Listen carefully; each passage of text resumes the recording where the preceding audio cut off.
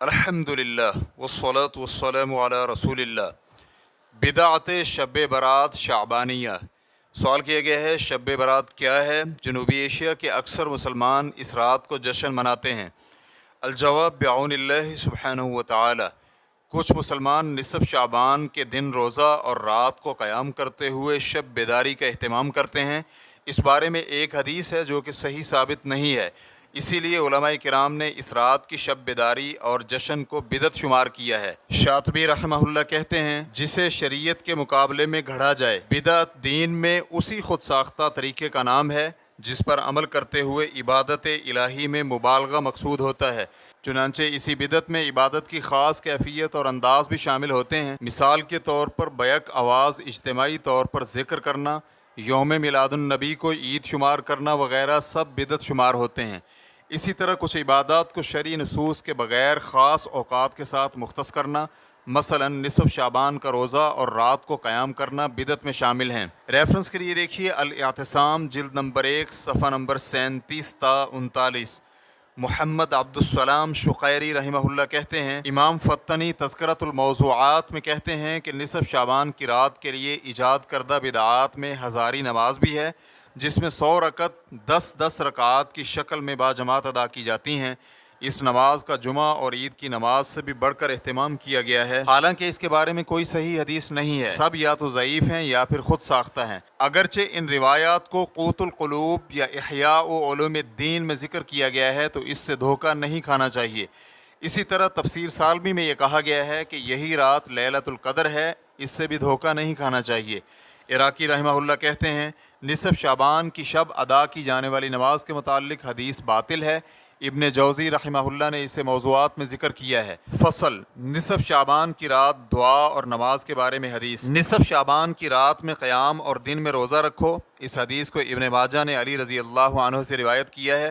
ابن ماجہ کے صاحب حاشیہ لکھتے ہیں کتاب الزوائد میں ہے کہ اس کی سند ابن ابی صبرہ کی وجہ سے ضعیف ہے، جس کے بارے میں امام احمد اور ابن معین کہتے ہیں کہ ابن ابی صبرہ احادیث گھڑا کرتا تھا۔ نصف شعبان کی رات بلائیں ٹالنے، عمر درازی اور لوگوں سے مستغنی ہونے کے لیے 6 رکعات نماز پڑھنا اور ان کے درمیان سورہ یاسین کی تلاوت اور دعا کرنا، یقینی بات ہے کہ یہ عمل بدعت ہے اور اس میں سنت سید المرسلین کی مخالفت پائی جاتی ہے۔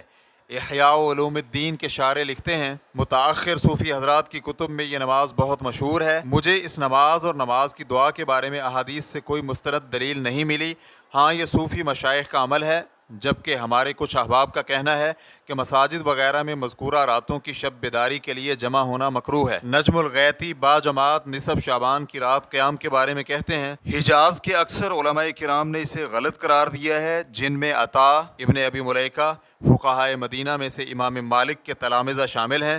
ان سب نے ان تمام افعال کو بدعت کہا ہے، جبکہ نبی علیہ الصلوۃ والسلام یا آپ کے صحابہ کرام سے اس رات باجماعت قیام بالکل بھی ثابت نہیں ہے۔ امام نووی رحمہ اللہ کہتے ہیں رجب اور شعبان کی نمازوں والی بدعات قبیح قسم کی منکر بدعات ہیں۔ ریفرنس کے لیے دیکھیے السنن والمبتدعات صفحہ نمبر 144۔ فتنی رحمہ اللہ نے مذکورہ گفتگو کرنے کے بعد کہا عوام اس خود ساختہ نماز کے جھانسے میں اتنی گر گئی کہ کچھ لوگوں نے شب بیداری کے لیے کافی مقدار میں ایندھن ذخیرہ کیا۔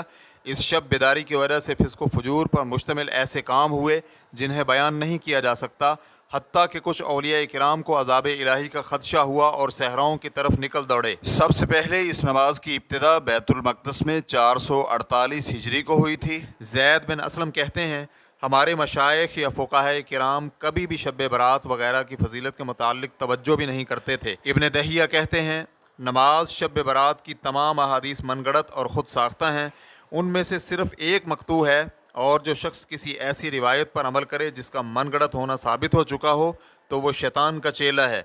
ریفرنس کے لیے دیکھیے تذکرۃ الموضوعات از فتنی صفحہ نمبر 45۔ مزید تفصیلات کے لیے دیکھیے الموضوعات لابن الجوزی جلد نمبر 2 صفحہ نمبر 127۔ اسی طرح المنار المنیف فی الصحیح والضعیف از ابن قیم صفحہ نمبر 98۔ اس کے ساتھ ساتھ الفوائد المجموعہ از شوکانی صفحہ نمبر 51۔ کچھ لوگ شعبانیہ سے مراد شعبان کے آخری ایام مراد لیتے ہیں اور ان کا کہنا ہے کہ یہ دن کھانا پینا چھوڑنے کے دن ہیں۔